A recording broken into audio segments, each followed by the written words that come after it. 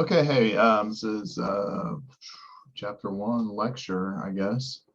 I'm going to share my screen with you here in a second if I figure out how to do that. Let's do that, and then let's just go ahead and roll through this.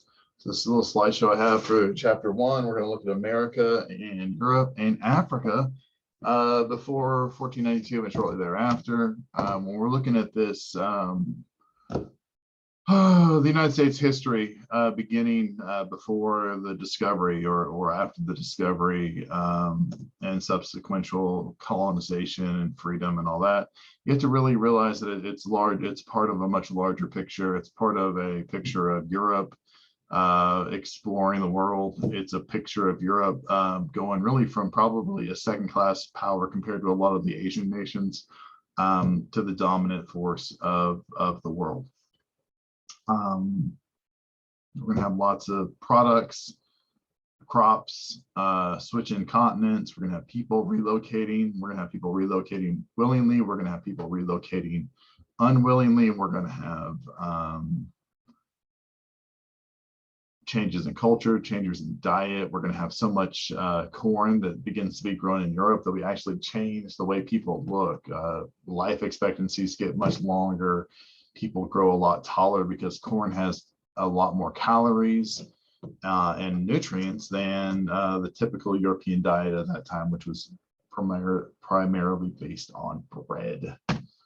Okay, so really what this is all going to stem from, or what this is going to start is, I don't know, 1095 is what the slide says, so we'll go with that, is when Europe decides that the Holy Land, which is Jerusalem, Israel, shouldn't be under the control of Muslims, of followers of Islam. And so they send a bunch of armies over there, and we have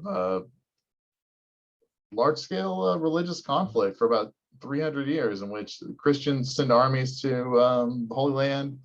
Sometimes they're successful in gaining some land, sometimes they're not. They kill lots of people. The Muslims kill lots of people.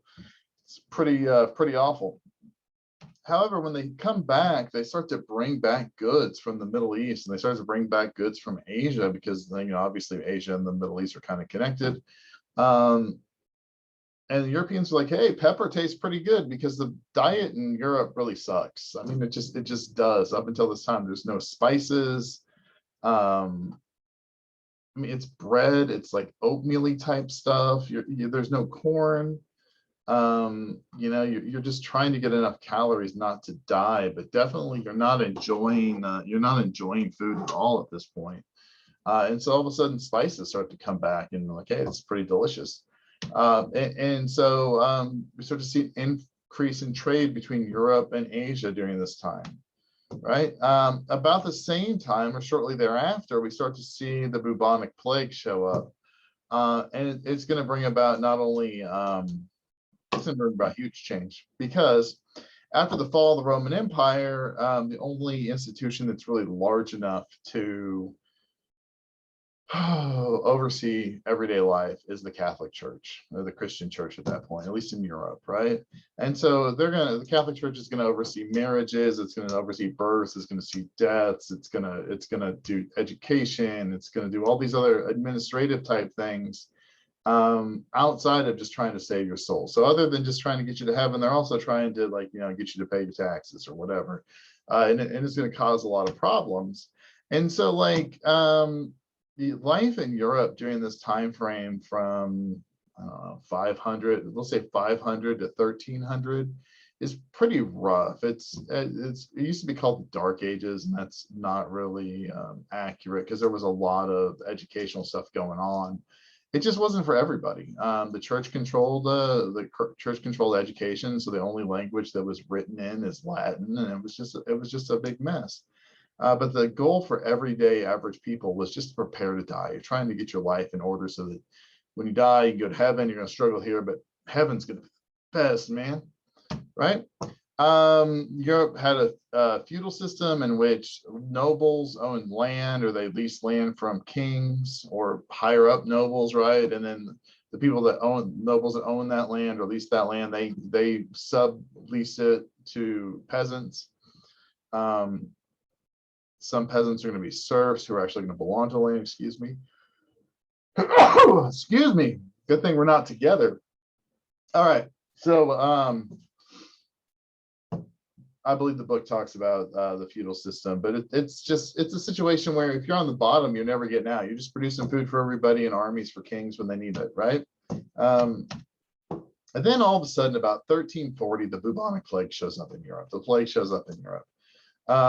Some people say that it came from the Tartars, who were the evolution of the Mongols. They were bombarding a Genoese city. Genoese is a Italian city-state, and they were besieging the city, trying to get them to open up their gates, and all of a sudden some of the Tartars started to die, and they have this sieging equipment which are like catapults, and so instead of like loading up rocks or whatever, they start to load up these dead bodies and just throw them over the wall, and when they hit, they splat, like, oh look, there's Bob, and they spread their disease or the illness at that point. And so the Genoese merchants that were in the city get so freaked out that they hop in boats and they sail back to Genoa, and that's where the bubonic plague begins.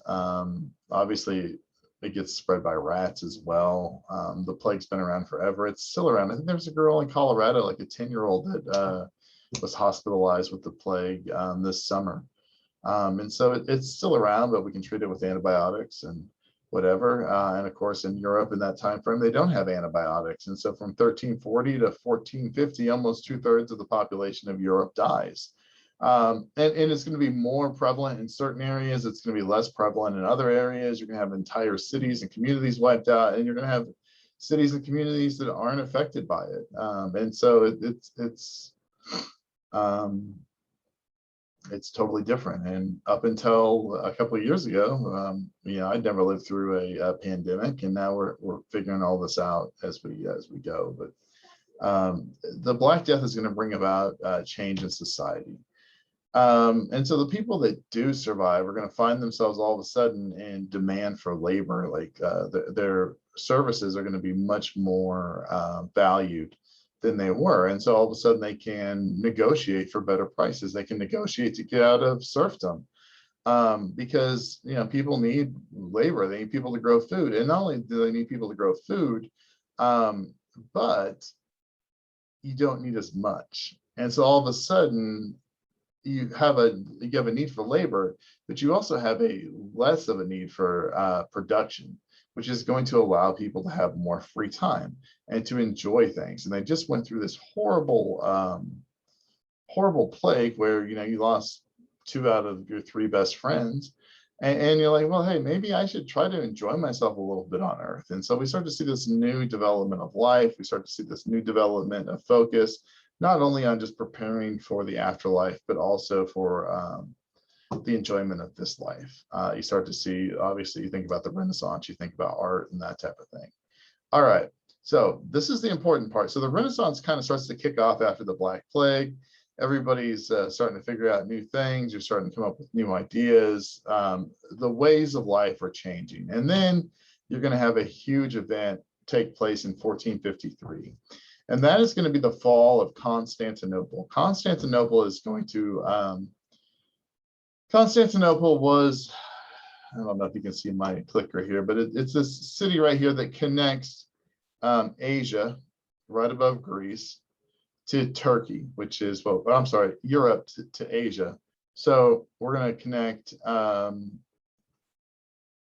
Balkans in this area right here to Asia Minor, which is Turkey. And all trade from China and from Asia is going to come through the city of Constantinople. Constantinople is actually founded by Rome when Rome splits, I think in 200 something. The Roman Empire splits between Western Roman Empire and Eastern Roman Empire, and the Eastern Roman Empire moves to Constantinople to try to convert all these people to Christianity. It doesn't necessarily, it works on half of the continent, right? But it was awesome for Europe during this time frame when we start to bring in goods. So for 400 years, we're bringing in goods over the Silk Road and all that. and it's coming through Asia, but it gets to Constantinople, then all of a sudden Christians get their hands on it, and we can get our peppers and spices and whatever into the rest of Europe, and everybody's really super duper happy.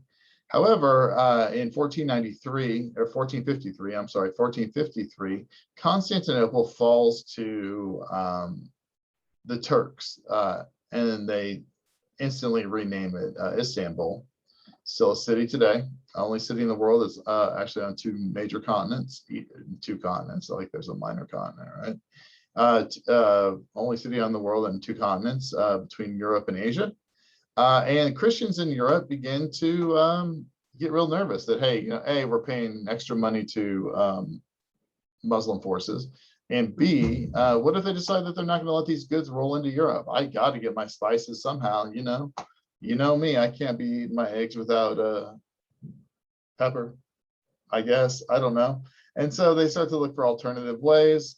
Portugal is going to lead the way in this. They develop sailing schools. They start to incorporate some ideas from the Middle East, like caravel ships, which are smaller ships with triangle sails that allow sailors to sail into the wind. They take an instrument called the astrolabe, which had been used for a while, but they start to really start to develop it and figure out how to use it at sea, so they can get a better idea of their latitude lines of where they are on the surface of the Earth. And we start to explore the west coast of Africa. We have a guy by the name of Bartholomew Diaz that gets blown around the Cape of Good Hope down here in Africa, and ends up in the Indian Ocean. And he's like, oh, I didn't know that you could do that, right? And so all of a sudden they figure that out. A couple of years later, Da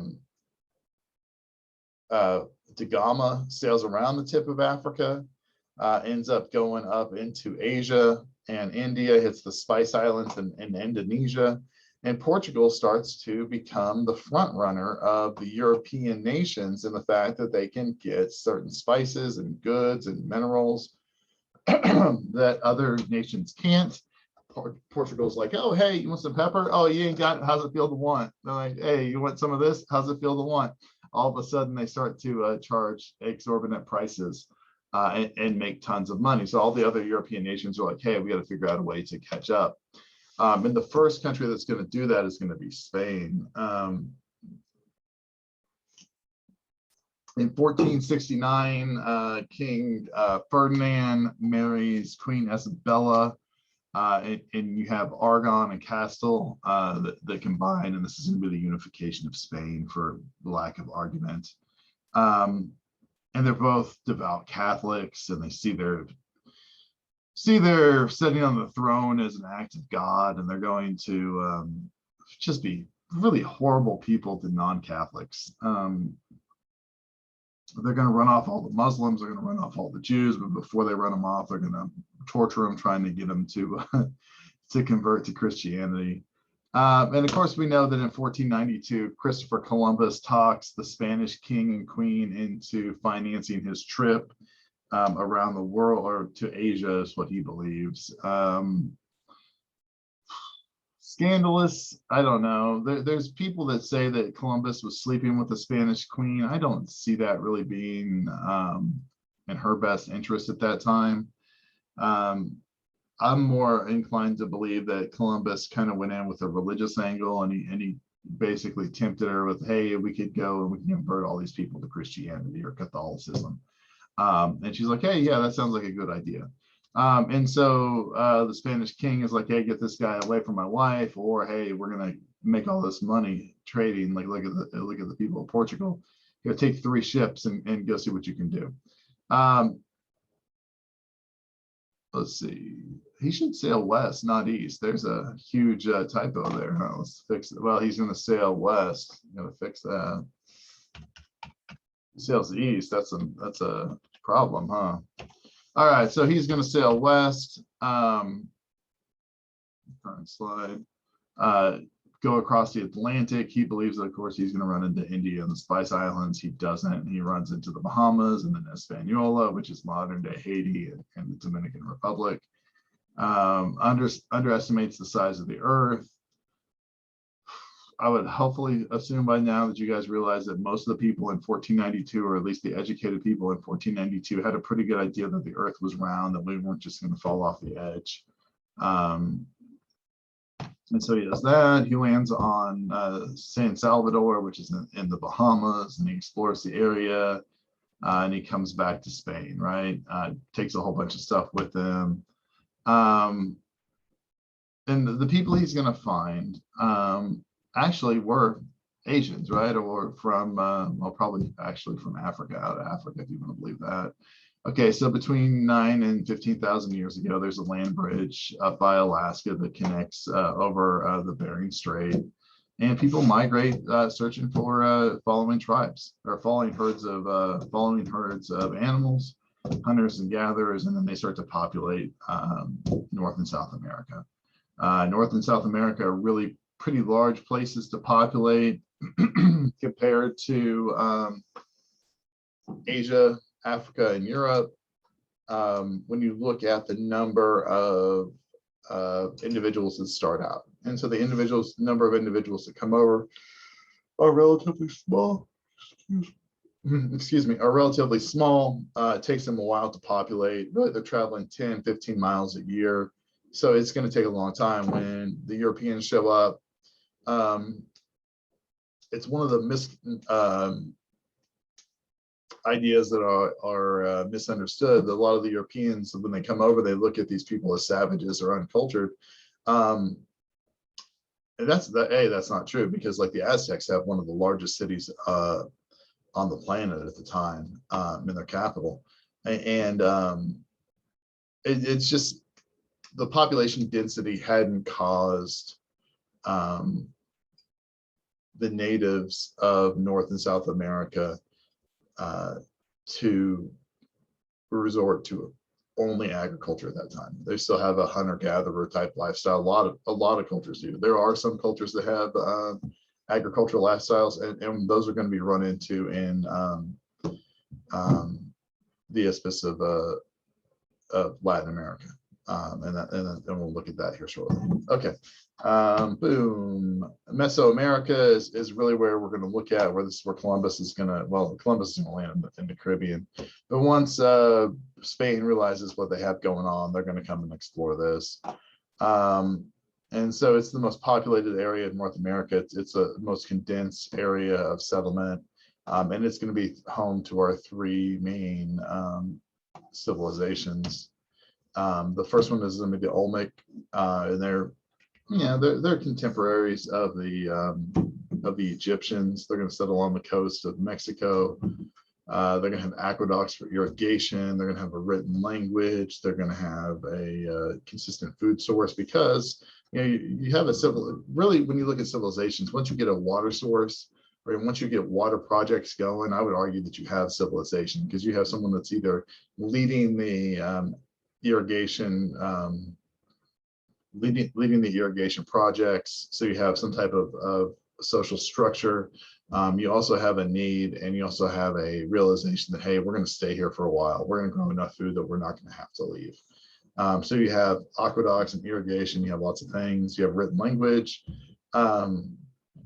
They would actually breed small dogs and eat them, which the Europeans would consider barbaric. But I'm sure that there's a lot of things that the Europeans did that we would consider barbaric as well. So fish and dogs are going to be their main source of protein, and they just kind of disappear. So you're looking at that. Here we go. We have the Maya.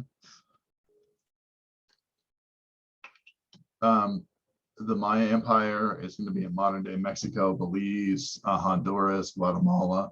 They're also going to have a written language. They're going to have very high understandings of mathematics. They're going to actually create a fairly accurate calendar that has 365 and a quarter days, so it's very similar to ours.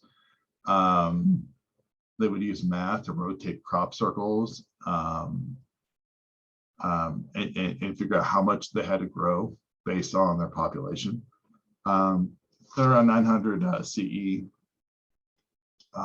They're going to abandon their cities to, it's believed because of drought. And so drought is going to drought and famine are going to cause the social structure or the governmental structure of the Mayans to fall apart. Everyone's going to leave. Now, the Mayans have a huge library of written language that has been lost to time because of the Spanish. The Spanish come over and they think these writings are demonic or the works of the devil, and so they burn them, which is really really sad because there was tons of knowledge that we could have taken about their lifestyle and their culture and their belief systems, and they're gone. Those books are called Codex.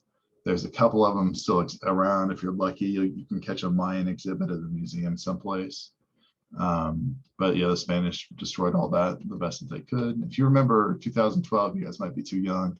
The Mayan calendar actually recycled at 2012, or it ends, but it's a circular calendar, and everyone thought that, not everybody, but there was speculation that the world was going to end, and there's some scary movies that were based on that idea.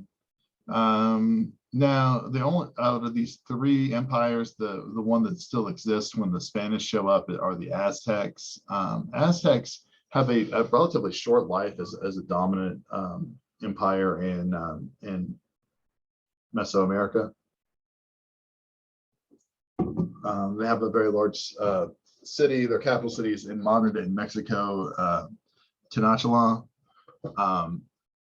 Actually has about 250,000 people living there when the Europeans first contact. And so I think that makes it like the third or fourth largest city in the world at that point. Compared, there's larger cities in Asia, but I don't know if there's a city that's really any larger than that in all of Europe. Again, they're going to be relatively cultured in some ways and uncultured in others. They bathe daily, which is a whole lot more than the Europeans do. The cities are well planned out. They have water systems that bring fresh water into the city, that take the waste out of the city. They created agriculture basically on lakes by using floating barges of soil and reeds that float around. They still do that in Mesopotamia or modern day Iraq. On some of the rivers, they'll have farming areas. But they also practice human sacrifice, and they practice human sacrifice on the daily. They believe that the sun wouldn't stay up if you didn't sacrifice someone to the gods. And so the Aztecs were very unpopular with their neighbors, obviously, right? And that's going to lead to their downfall once the Spanish show up with Cortez. Okay, South American Empire is going to be the Incas. They're going to be located in modern day Peru and Chile. Some of their empire runs all the way up into Colombia. Very effective administrators. They didn't actually have a written system, a developed system of writing, but they would use ropes and knots to convey messengers. They would have runners that would run up and down their highway systems to convey messages as well. Why would they run and not use horses? Because horses weren't native to the United States or to the New World until the Spanish show up. And so like people are getting all around on foot. There was actually horses at some point, and then they died off. And they were not native when the Spanish made contact. The Incas lived in a mountainous region, so they would use terrace farming. They worshipped their ruler as a god. They would grow beans and corn and squash and all kinds of potatoes and all kinds of things that the Europeans didn't have access to. And so when Europe shows up, you're actually going to see the European diet change quite a bit. The Incas have a pretty good administration system in which the farmer gets to keep a third of their crops. They have a third that goes to the ruler or the government, and then you have a third that's set aside for charity. You'd also have the ruler would make people work a specific set of days during the month on public works projects, right? Inca cities, you can read about that. Populations more spread out, hunters and gatherers, we talked about that. In the American Southwest, you have the Pueblo Indians. They're going to live in the desert, so they're going to have an irrigation system. modern apartments. You guys ever go out to Mesa Verde in Colorado? You can actually see some of the Pueblo dwellings in the cliffs. You go to the southwest, there we go, the cliff dwellings, the Hopewell culture. This is going to be kind of in the northeast, the Ohio River Valley. Sometimes you'll hear these natives referred to, or Native Americans referred to, as the mound builders. And no one knows why they would build mounds. I think it's religious. I used to live in Ohio. I told you that in my little intro. There's a place called Serpent Mound that people never really knew what it was until we started having airplanes. And they started flying over it, and they're like, "Oh, hey, those hills, those little crazy hills over there on that mountain hillside," that we call it a mountain, kind of look like a snake, and they don't look like they belong there." And they started digging in there, and they found all these artifacts and things, and so these Indians would, or these natives would build mounds, probably for religious purposes of some kind, or even calendars.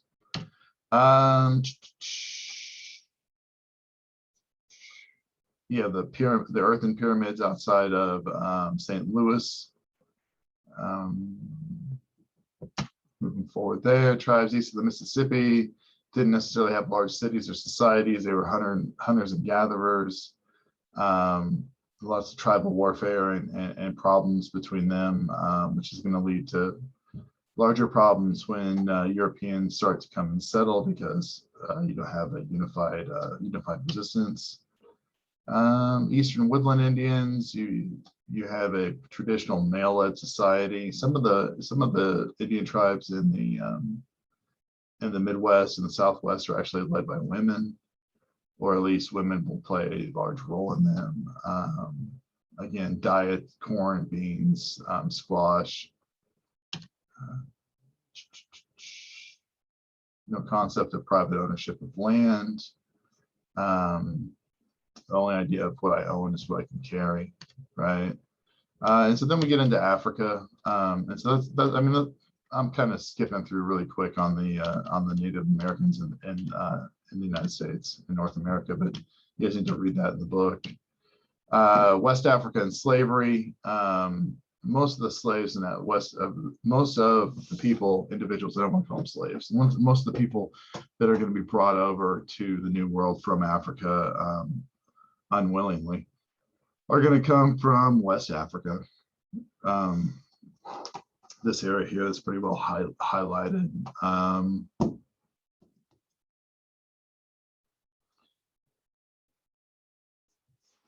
Your connection to your tribe was really, really important. You kind of saw yourself kind of isolated from the rest of the world. It was you against them.